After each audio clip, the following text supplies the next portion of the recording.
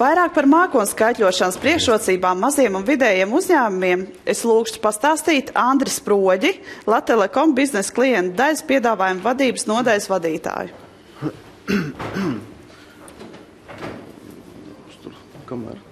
Labdien! Es arī turpinājām mazliet par mākoņiem. Esmu no Telekom. Mēģināsim piedāvāt tādu vieglu, gaistošu vīziju, kāda arī mākoņi. Šodien, laikam, viņi nav tumši un ir attiecīgi diena, lai par to runātu.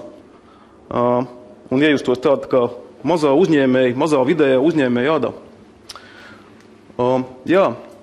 Un tā mūsu piedāvātā perspektīva būtu ar tādu formātu, kā būtu, Un tad, ja mēs skatāmies uz pakalpojumiem, tad droši vien mums ir pierasts lieta, ka mēs ejam mājās, ieslēdzam elektrību vai lietojam gāzi vai ko citu. Un tad mums ir tāds kaut kāds reāls izslēgšanas moments, mēs tātad sajūtam to, ko mēs daram. Un, protams, arī mēs maksājam par to, ko mēs patērējam. Mums nav kaut kāda lieka maksājuma, mēs salīdzam skaitītāju, un tā visa lieta, ko mēs daram, mums ir saprotam, izslēdzam un apmaksājam. Kā būtu, tātad pakalpojumam var piekļūt no jebkuras vietas, dzīve visiem kļūs ātrāk, es domāju, dinamiskāk, ir komandējumi, ir atpūta, bieži nevar saprast, vai ir atpūta, vai ir komandējums un otrādāk, un līdz ar to tātad ir jāspēj lietot visas tās lietas, kas ir vajadzīgas darbam, lai varētu ātri atbildēt, lai varētu darboties un iet uz priekšu. Un visbūtiskākais, kas ir šodien, tad, es domāju, neviens nevarētu zālē pacelt roku no uzņēmējiem un teikt, ka, ziniet, man bankā ir lieka nauda, es labprāt pa viņu iegādātos IT iekārtas un uztaisīt lielisks risinājums. Tātad visi mēs ekonomējam naudu, visi mēs domājam, kā ieguldīt mazāk, kā varētu ieguldīt uz brīdi, un pēc tam atkal tātad šīs varbūt ekonomēt un darīt lietas savādāk.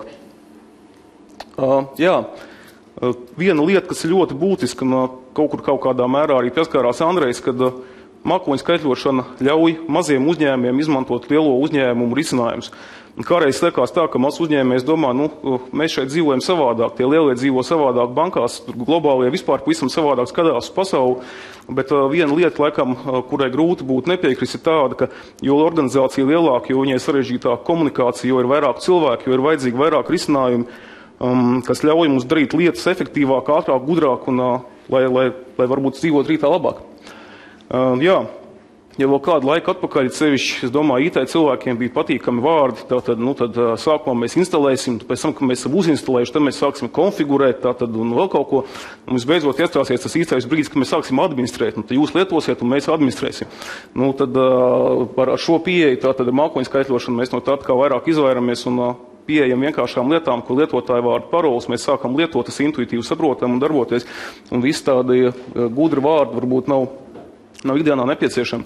Vēl viena lieta, tātad ērti un vienkārši, ja kādreiz pat e-pastu pasūtot, mums vajadzēja gaidīt dienu, varbūt vairākas, un tātad mums viņa apraksta serveros, mums piegādā, mums atkal nestrādā, mēs atkal zvanām, mēs atkal darbojamies, un tad šodien tas ir tā, ka šodien pasūtam, vai šodien vai rīt lietojam, tātad tas ir gājis uz priekšu un to izīt ātrāk. Droši, uzticami, tā starpība varbūt ar vakardienu šodien, kad iepriekš glabājam datus pie sevis datorā, dators var saplīst, dators kaut kādā mērā varbūt mums to datoru var kāds aizņemties arī nevēlamā formā un tā tālāk, tad mēs varam pazaudēt datus mākoņu skaitļošanas gadījumā, tad mums dati paliek un saglabājās pie pakalpojumu sniedzēja, mēs varam dabūt rezerves kopijas, mēs varam būt viņiem droši. Un visbeidzot ir jautājums, ir labi stāstīt vai ne par cēlām lielām lietām, un vai tas tiešām dzīvē tā var būt? Uz šo jautājumu mēs gribētu atbildēt, ka dubults ar mākoņu pakalpojumiem to varam, un Latelekom kā uzņēmums ir gatavs un sniegt šos mākoņu pakalpojumus maziem vidējiem uzņēmumiem Latvijā. Mēs sadarbojamies gan ar Microsoft, gan ar citiem pakalpojumu ražotājiem, lai varētu līdz mazajiem uzņēmumam nodot to risinājumu, kas varbūt vakaro ir pieejams tikai lieliem. Atgriežoties pie tēmas, protams, e-pasts nav vienīgā lieta, ko mēs esam gatavojamies piedāvāt, un mums ir paredzēts, ka mums būs dažādi partneri mūsu platformā, kur pakalpojumus mēs sniegsim.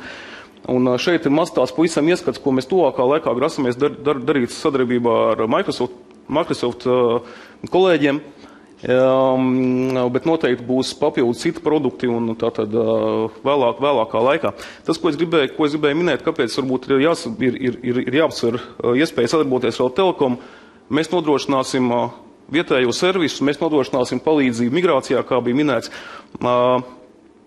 Mēs nodrošināsim datu glabāšanu Latvijā uz serveriem, kas būs droši un jūsu dati būs drošībā, un vēl citas papildu lietas, kas ir tieši aktuālas tirgumu, vietējiem tirgumu.